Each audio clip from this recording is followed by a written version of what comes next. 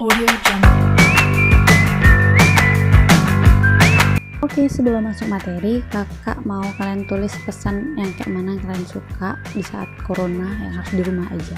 Contoh yang kakak buat, entah dianya kayak harus video atau gimana, tulis sekarang, list. Ya, yang pertama kita masuk apa itu komunikasi organisasi. Untuk komunikasi itu sendiri, ya aja yang jelas proses penyampaian pesan. Apa itu komunikasi organisasi? Ya intinya komunikasi yang ada di dalam organisasi. Kita masuk di macam komunikasi organisasi. Macam-macamnya itu ada dua. Yang pertama ada internal dan eksternal.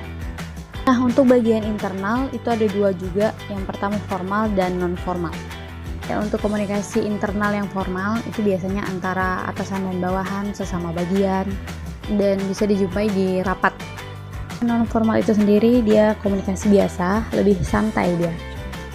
Tadi internal, kita masuk ke eksternal. Contohnya itu ada publikasi dan bernegosiasi. Intinya gimana komunikasi kalian terhadap organisasi lain atau orang di luar dari lingkaran organisasi kalian. Nah, lalu bagaimana sih komunikasi yang efektif itu? Komunikasi yang efektif itu ditandai dengan feedback. Adanya feedback. Feedback itu kalau diumpamakan berbalas dia. Jadi pesan kita terbalaskan. Jadi ada beberapa masalah dalam komunikasi. Kalau misalnya pesan kalian nggak berbalas, itu tandanya ada masalah. Masalahnya ada banyak sih, tapi beberapa contoh kakak kasih. Dia pesannya nggak jelas, bertele-tele, dan banyak lainnya. Bisa kalian bayangkan sendirilah. Nah, selain ada masalah, ada juga hambatan yang menjadi masalah dalam komunikasi. Biasanya yang kakak temui di sebuah organisasi, beberapa hambatan. Yang pertama itu adanya rasa segan antara atasan dan bawahan. Lalu komunikata. Komunikata itu pesan yang berantai. Jadi karena dia berantai, akhirnya pesannya berkurang atau berlebih.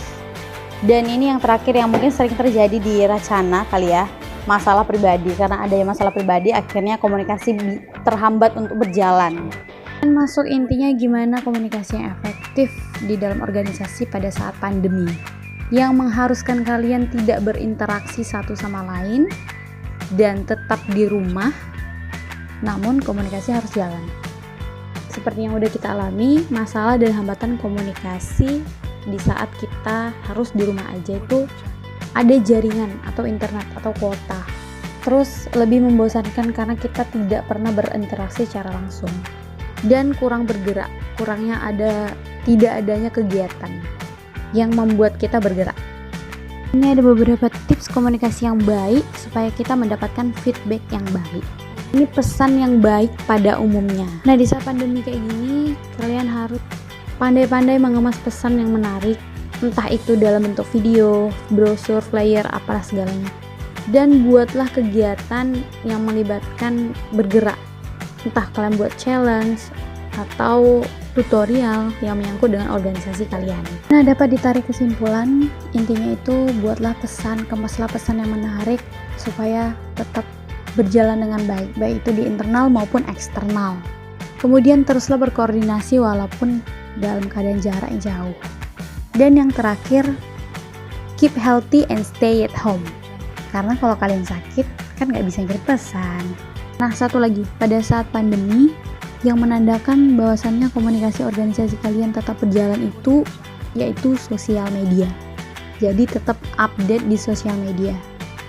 Kegiatan apapun, contohnya kayak diskusi online ini, tetap aja share di sosial media kalian. Terima kasih, semoga bermanfaat.